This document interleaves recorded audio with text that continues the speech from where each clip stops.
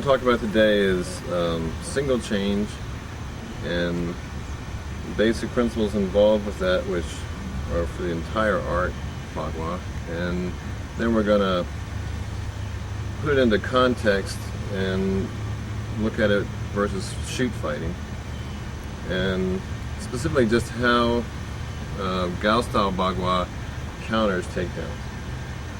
We'll also look at some of the basic takedowns. So the key movement is the coordination of the hip and the shoulder.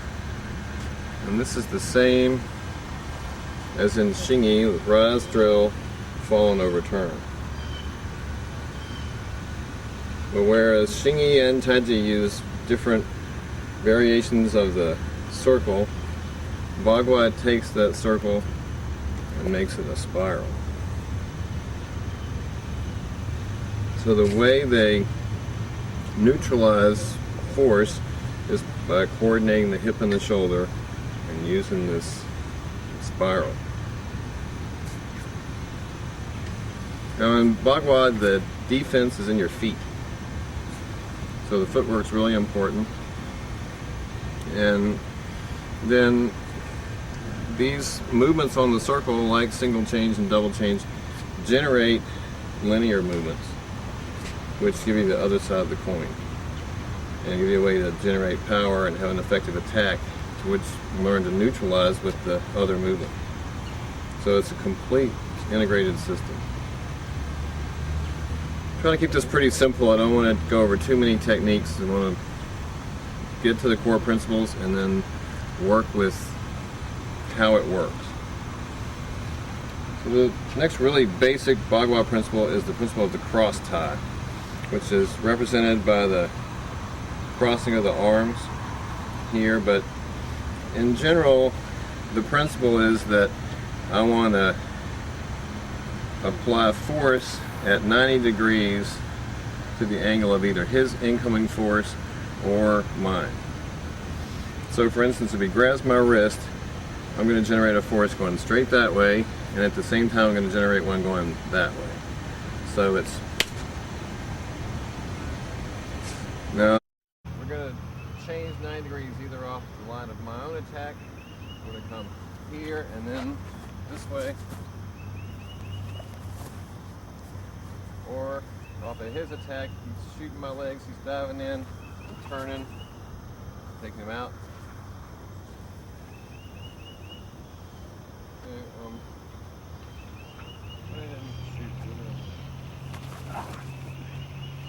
Is to take this basic force, which is a lot safer to practice, and convert it into this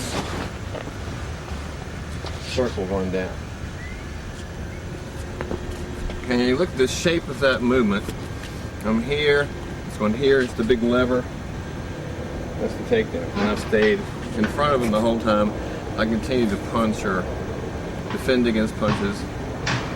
I'm not in a position where I can be taken down. Now, let's look at do the same takedown to me. And when he goes to put his hand on my leg here to cut my knee, I'm going to change the angle, turn him away. If he really gets into that leg, I'll pull that leg back. Now look at the shape of this. It's exactly the same shape as when I went forward. That's the same shape for the defense.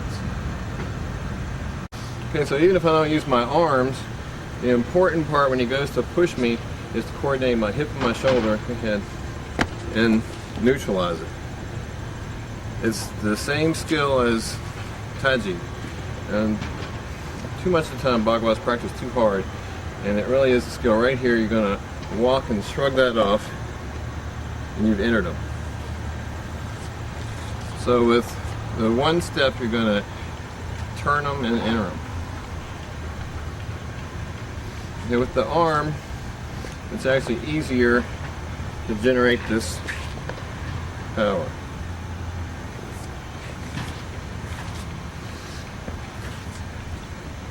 Now, just push him on him this time. So go ahead and push. No.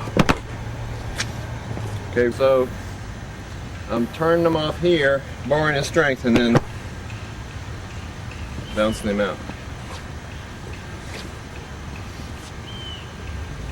Xingyi does the same thing. This is essentially Peng. He pushes, I bar his strength. It's stepping in and coming straight through. Taiji, you can do it this way too. Bar his strength and then bounce him out. Okay, the thing that's the same, even though the forms are really different, the basic theory is exactly the same in that I'm going to bar his strength and make you float right in front of me, and then I'm going to strike. And you have no connection to the ground and you cannot absorb the shot. It's much more devastating. Even from a further gap, when we're like actually going to fight, you set this stuff up by beat here. It becomes the take.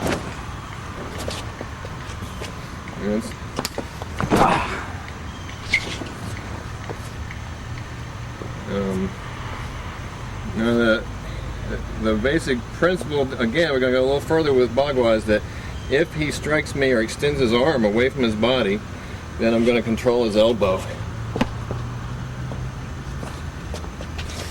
So he has to be careful when he comes to me and try to have me neutralized, because otherwise I'm going to turn him and control him. Control this as pull, push, punch.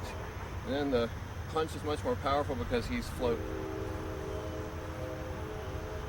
And once you're like shook like that, then these takedowns work much better too. Okay, now we're going to go to the mat room and the overhead cameras and look at these unique Gao Style Bagua takedowns. And what makes them unique is that you front the opponent, you control the center line and close behind strikes to enter. And you don't compromise yourself by being in a position where you can be taken down. In Gao Style Bagua, you obtain the superior position and you keep it while knocking your opponent down.